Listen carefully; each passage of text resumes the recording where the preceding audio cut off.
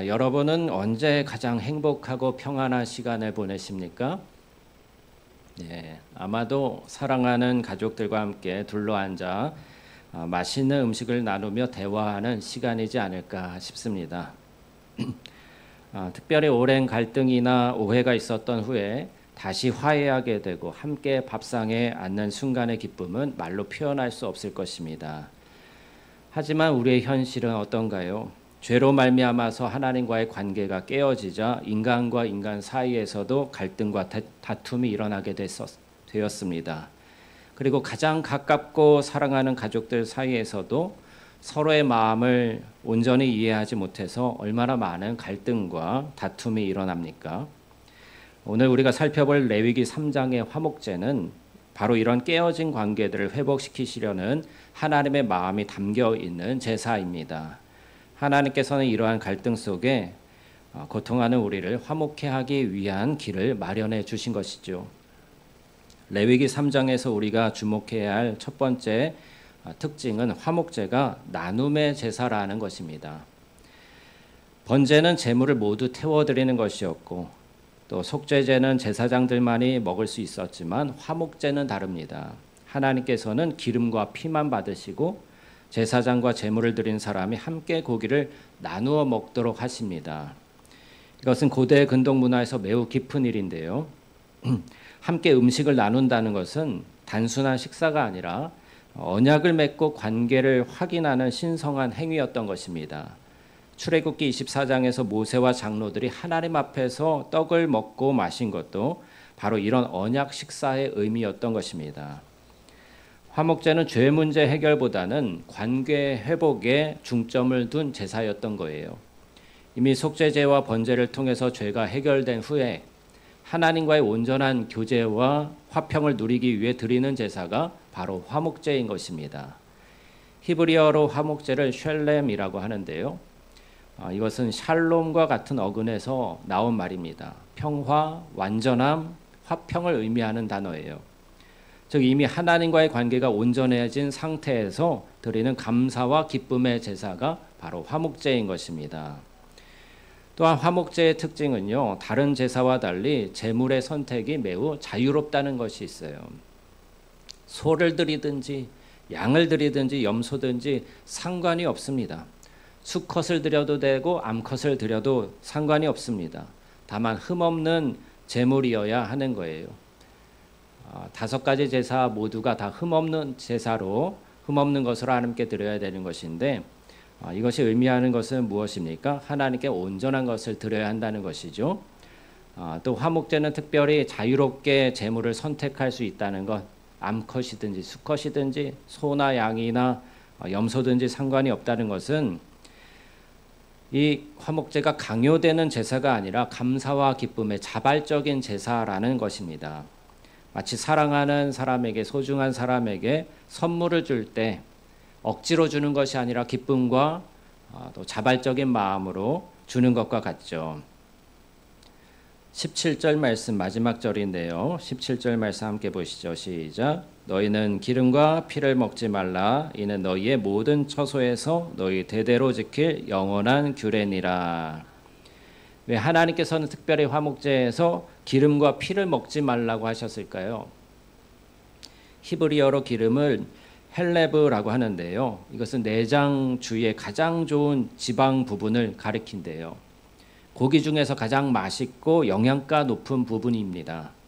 또한 피는 생명을 상징하거든요.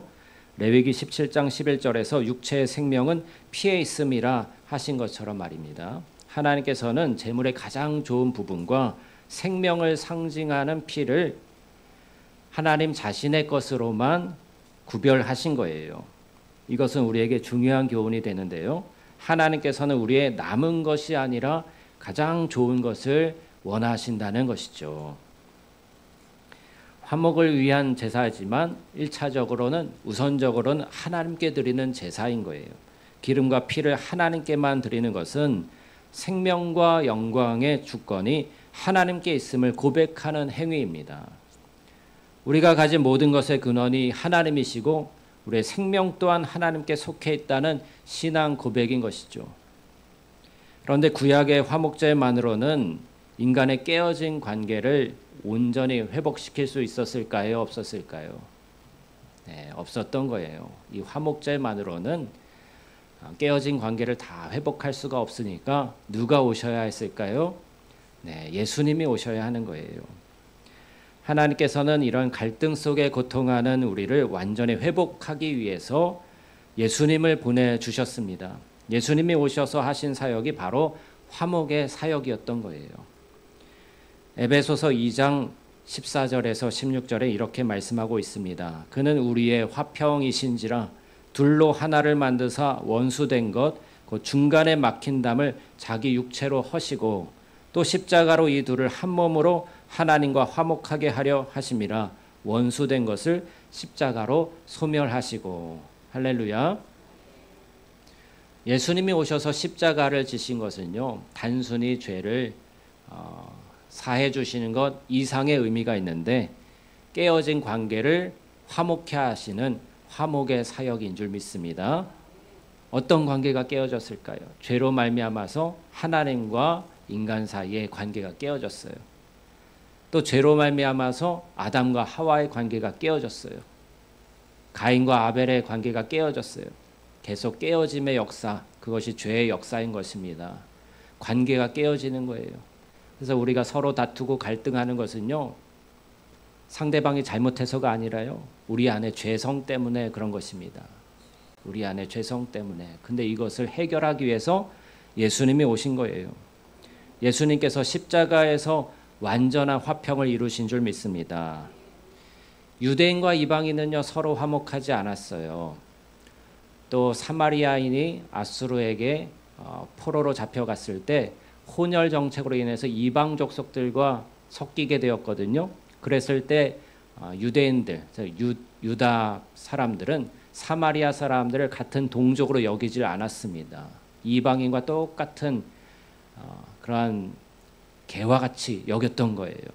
그래서 성전을 다시 재건축하기 위해서 바벨론에서 돌아왔을 때, 고토로 돌아왔을 때 느헤미야의 지도력 하에서 유다 사람들이 성벽과 성전을 다시 재건하잖아요. 그럴 때 사마리아 사람들이 우리도 같이 돕겠다, 우리도 함께 하겠다 했을 때 유다 사람들이 수락했을까요? 거절했을까요? 거절했어요. 그래서 사마리아 사람들의 그것이 상처가 된 거예요. 왜 우리도 같은 민족인데 왜 우리를 이렇게 성전, 하나님의 성전을 짓는데 동참하지 못하게 하는가? 나 유대 사람들 입장에서는 저들은 혼혈 정책으로 말미암아서 이방신을 섬기는 그런 이방인과 같이 되어버렸다라고 해서 신앙의 정통성과 순수성을 지키기 위해서 그들을 성전 건축에 참여시키지 않았던 것입니다. 근데 예수님께서 오셔서요, 예수님 당시에도 유대인들은 사마리아 땅을 밟지 않기 위해서요, 먼 길을 돌아서 갔거든요. 근데 예수님께서 어떻게 하십니까? 사마리아를 통과해서 가십니다. 왜요? 한 여인을 만나기 위하셔서. 우물가의 한 여인. 그 여인은 남편에게 많이 버림을 받아서 5번째, 6번째 남자와 살고 있는데 예수님께서 전곡을 찌르시죠. 네 남편을 데려오거라. 저는 남편이 없습니다. 네 말이 옳도다. 예수님이 말씀하시면서 그 여자의 그러한 가정사에 대해서 다 안다는 듯이 얘기하셔요. 사마리아 여인은 예수님을 선지자로서이다 하면서 말하는데 예수님께서 예배에 대해서 이야기하시고 또 그 여인의 마음을 열어주셔가지고 너희들이 기다리는 메시아가 바로 나다라고 말씀하십니다. 그럴 때 사마리아 여인을 통하여서 사마리아 땅에 그 동네에 예수님이 전파되게 되는 거예요. 이것이 단지 그 여인 한 사람만 구원 얻는 것을 의미하는 것이 아니라 하나님의 은혜와 하나님의 복음, 그것이 사마리아 땅에도 전파되게 되는 것이죠. 사마리아 사람들은 하나님의 백성인 유다 사람들로부터 배척받고 버림받고 또 도외시되고 차별받던 그러한 사람들이었습니다. 그래서 우리는 하나님이 우리를 사랑하지 않는가, 우리를 버리셨는가라는 소외감과 아픔을 가지고 있었을 거예요. 네, 하나님의 아들이신 예수님이 오셔서 그 여인을 만나 주시고 또 하나님의 말씀을 전해 주셨던 것은 사마리아 땅에도 하나님이 회복의 은혜를 주시고 그들도 하나님의 자녀라고 다시 영접해 주시는 그런 놀라운 화목의 은총이 있는 것입니다. 유대인과 이방인 사이의 벽을 허무시고 서로 화평케 하셨다는 말씀은 우리가 서로 말이 통하지 않고 마음을 이해하지 못해 생겨난 모든 마음의 벽을 허무시고 화목케 하신다는 의미가 있습니다. 로마서 5장 1절에서 바울은 우리가 믿음으로 의롭다 하심을 받았은즉 우리 주 예수 그리스도로 말미암아 하나님과 화평을 누리자라고 선포하고 있어요. 십자가에서 우리는 다시 화목할 수 있게 되었습니다. 고린도후서 5장 18절과 19절에서는 더욱 분명하게 말씀하고 있습니다. 모든 것이 하나님께로부터 났으니 그가 그리스도로 말미암아 우리를 자기와 화목하게 하시고 또 우리에게 화목하게 하는 직분을 주셨으니 곧 하나님께서 그리스도 안에서 세상을 자기와 화목하게 하사 그들의 죄를 그들에게 돌리지 아니하시고 화목하게 하는 말씀을 우리에게 부탁하셨느니라. 할렐루야. 우리가 예수님을 전하는 것은요, 화목을 전하는, 화평을 전하는 거예요. 죄로 말미암아서 하나님과 멀어졌던 사람들에게 하나님께서 당신을 사랑하십니다. 당신의 죄를 사하시고 당신이 하나님의 자녀라고 말씀하십니다. 라고 화평을 전하는 것이죠.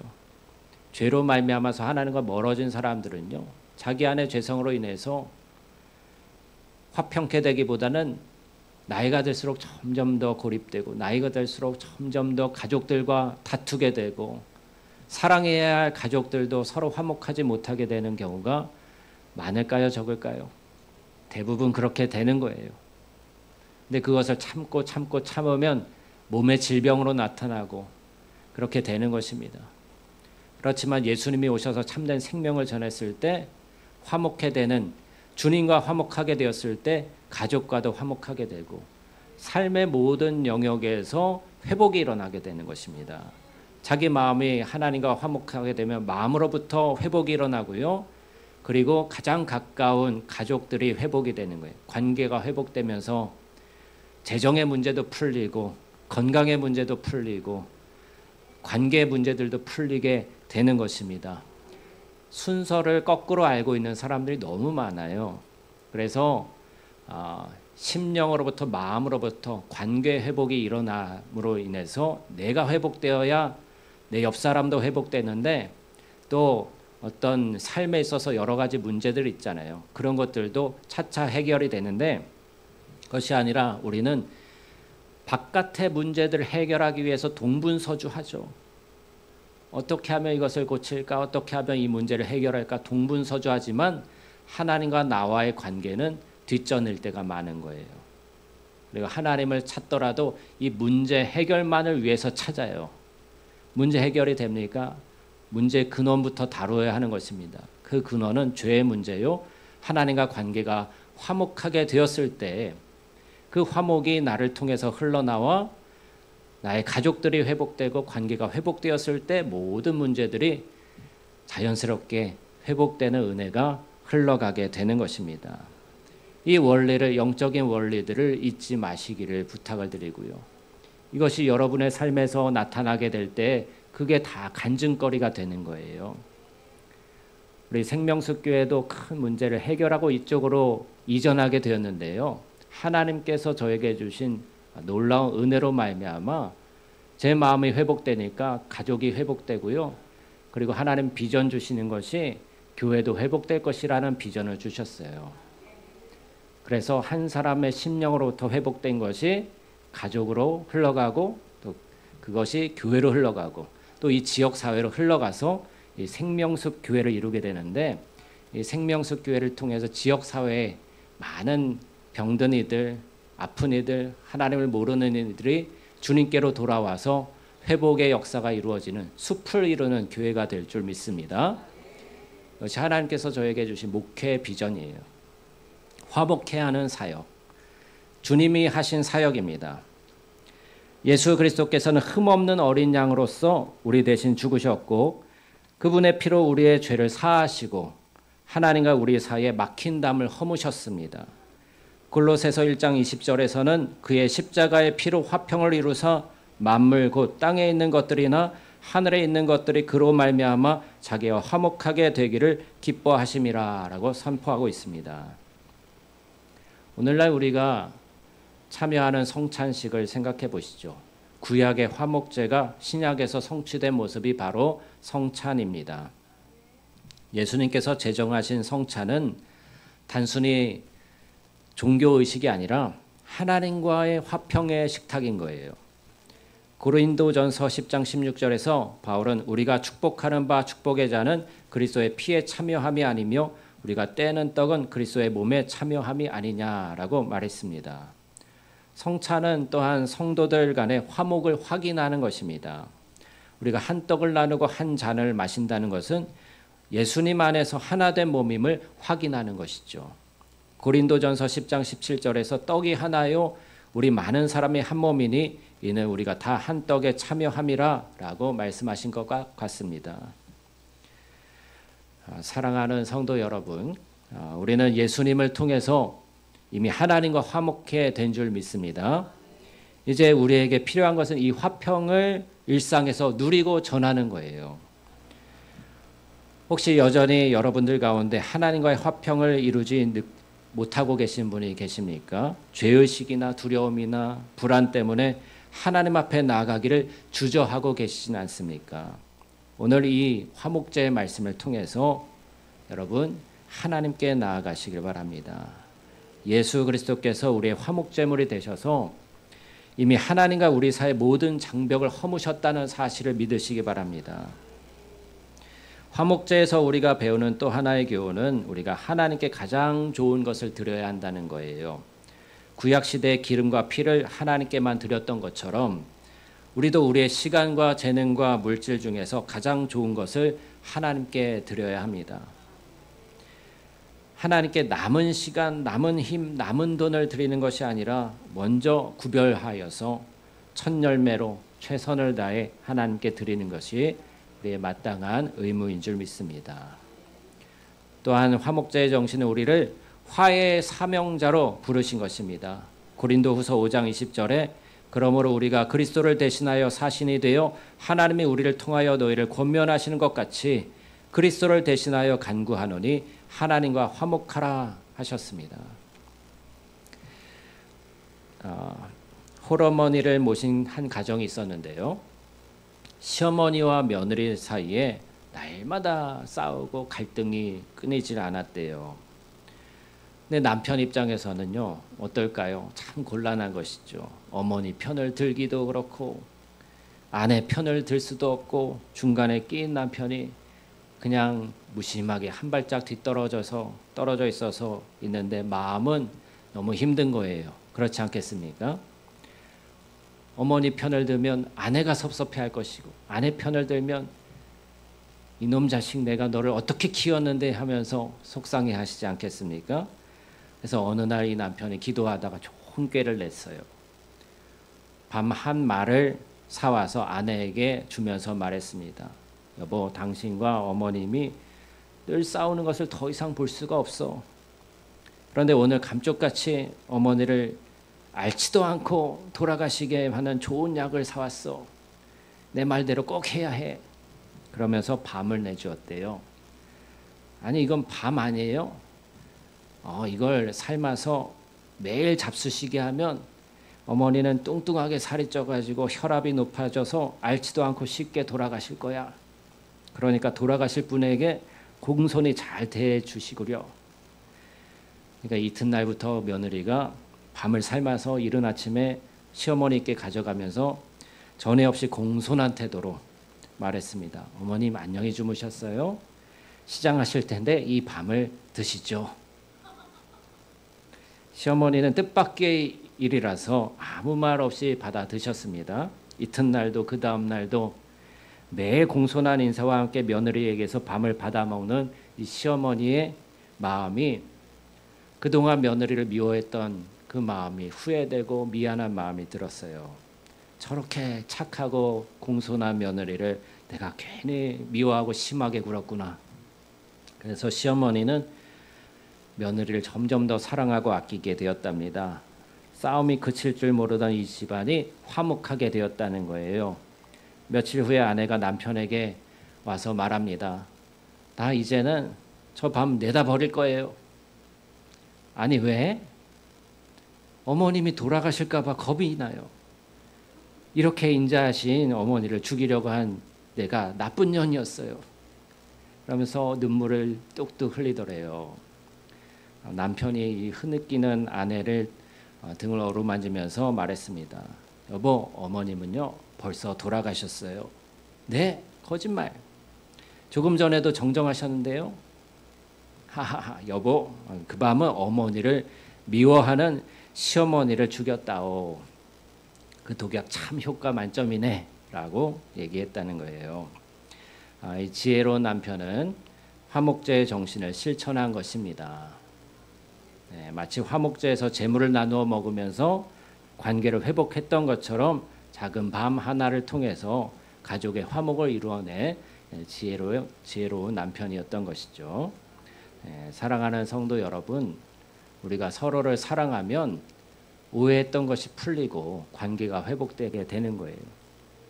작은 것으로 인해서 섭섭해서 미워하게 될 수 있는데 그렇게 하지 마시고 이 남편과 같이 지혜롭게 했을 때 반대 정신으로 나를 미워하고 공격하는 사람이 있다 했을 때는요, 반대로 더 부드럽고 또 온화하고 다정하게 대해 보십시오.